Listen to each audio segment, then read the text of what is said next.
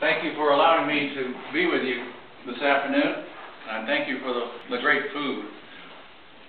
Since this is Farm City Week, I have been asked to say a few words about it and one related item that Florida Farm Bureau is involved with. Let me just start with an anecdote that comes from the New York Times. And I don't know about you, but I get all of my news from the New York Times, and I believe everything that's in there. But this was a report that was in the Times a few weeks ago, and it was a report about a strange incident that occurred in the western province of Afghanistan.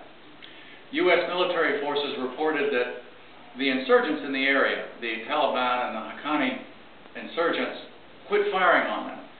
And this ceasefire wasn't because the insurgents had decided to lay down their weapons or because of U.S. firepower. It was solely because the entire area is dependent upon the collection of pine nuts during the month of September and part of October. And they collect pine nuts as food items to sell. That's how they survive. Now, any kind of motivation you might attribute to the insurgents is beside the point. What is astounding is that in the middle of a desperate, bloody struggle for control, for nearly a month, every male, able-bodied male in the area spent time picking up pine cones just to survive. In our society, we assume that we will always have an abundant supply of food. We take it for granted that our grocery stores will be loaded. We take it for granted that we will always be able to maintain our families with sufficient food.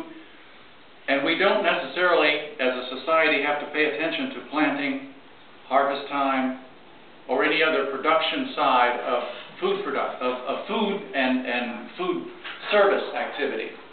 The issue for us is that most of our people do not have to work in production agriculture because of the very productivity and efficiency of our agricultural producers. We are free to do other things. But that means we are somewhat separated from production agriculture, and it, I think, allows us at a time like Farm City Week to remind the general population of its importance for our society, for our quality of life.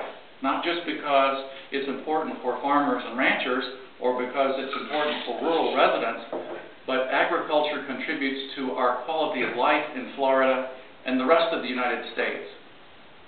Our farmers and ranchers produce every day with their skill, their commitment to their calling, their productivity. We are able to enjoy a bounty.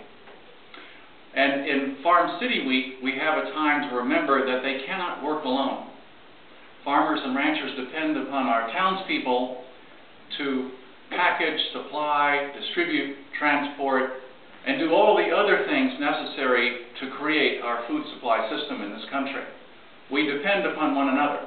We need each other, not just because of our economic livelihood, but it is part of our society as a whole, part of our united effort to maintain our society. Farm City Week also is an opportunity for us to remember the other kinds of contributions that agriculture makes to our quality of life. Farmers and ranchers do more than just generate an income for themselves and sell food, fiber, and renewable fuels. Farmers and ranchers preserve green space, wildlife habitat, freshwater recharge areas. They also are very effective at controlling invasive species. I don't have to tell you that we as a society have a great deal of trouble protecting our ports of entry in Florida and around the country. We don't seem to be able to do that effectively, and it seems as if every other month or so there's a new pest or a new disease arriving in our country. Farmers and ranchers are left to control such enemies on their own, and they do a very good job at it. Farmers and ranchers also contribute to the support of public services in our society. Rural residents throughout the state, in virtually every county where a study has been commissioned in the last 15 years, have been found to support our public services with their property taxes in a way that urban residents do not. That is, for every dollar that a rural resident pays in property tax, that person receives less than $1 worth of public service in return.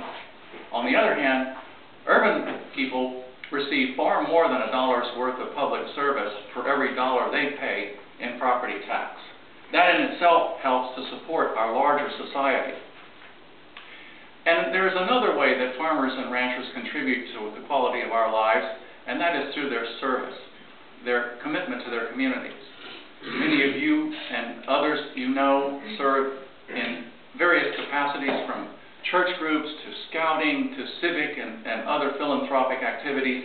That is a contribution to our general society. It is an effort to give back some of the bounty that we in agriculture enjoy to the rest of our society.